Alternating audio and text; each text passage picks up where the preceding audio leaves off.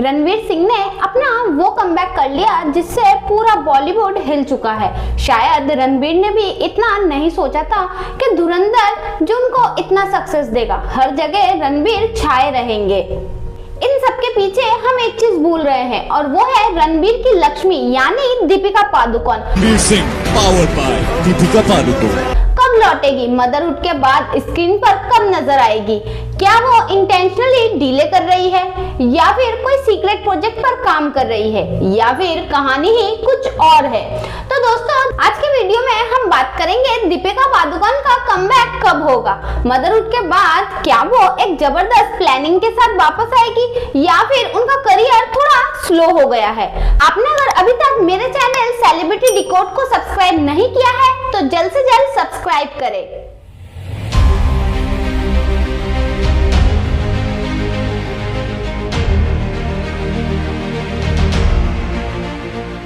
एक टाइम ऐसा था जब दोनों सेम फेज पर थे। अगर दोनों की मूवी हिट हुई है तो दोनों का करियर पीक पर। अगर दोनों की मूवी रिलीज हो रही है तो दोनों अपने अपने फिल्मों के प्रमोशन में बिजी रहते थे और अगर कोई इवेंट हो तो दोनों साथ में क्यूट कपल की तरह नजर आते थे।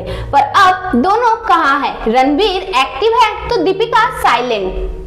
मदरहुड के बाद नॉर्मली सेलिब्रिटी अपने क्यूट बेबी के अपडेट या फिर अपने इमोशनल मोमेंट को शेयर करने में बिजी रहती है।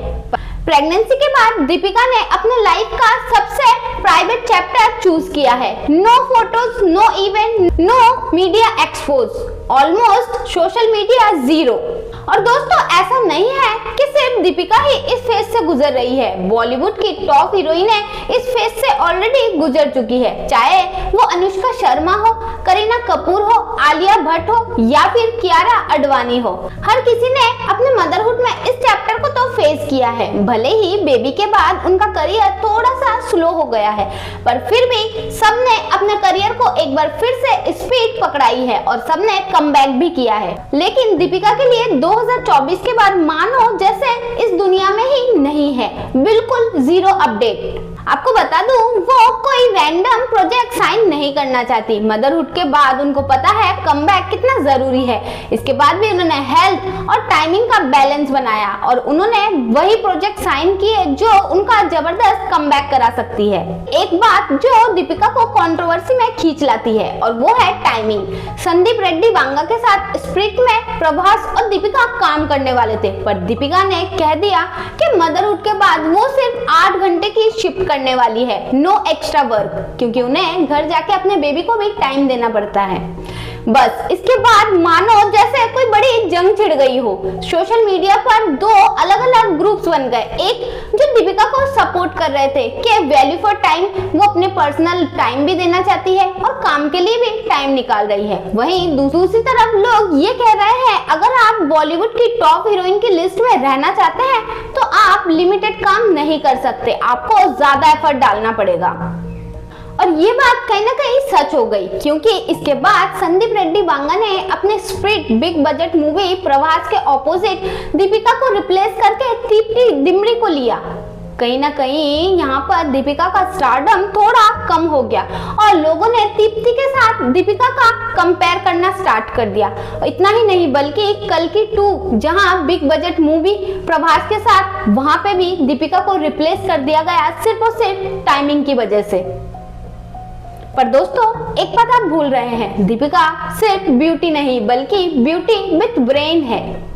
2026 उनके लिए बिग ईयर बनने वाला है क्योंकि इस साल बॉलीवुड ब्लॉकबस्टर नहीं बल्कि साउथ सुपरहिट मूवी तक अपना जलवा बिखेरने वाली है। अब बात करते हैं उनकी अपकमिंग मूवी की लिस्ट जो काफी लंबी और बड़ी है।